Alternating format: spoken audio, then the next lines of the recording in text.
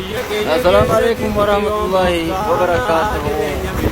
Mata Oromo lala mejiru mana kai?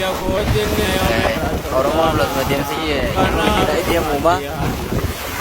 Wah, banyak kan yang ini banyak orang di online.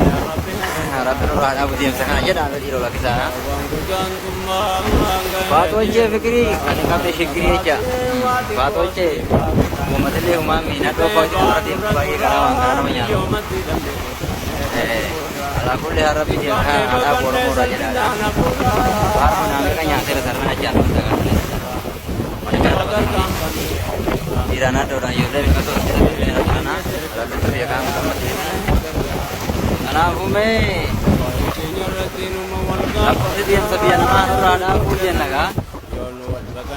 Bayu matur bahasa Melayu ni berano nawa tahu.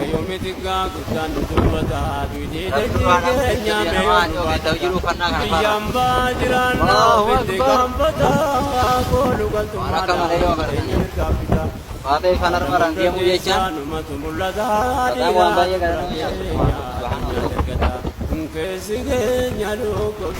Mata dia kena kena tekor ada ni. Kalau kakaknya sana dia jelas itu.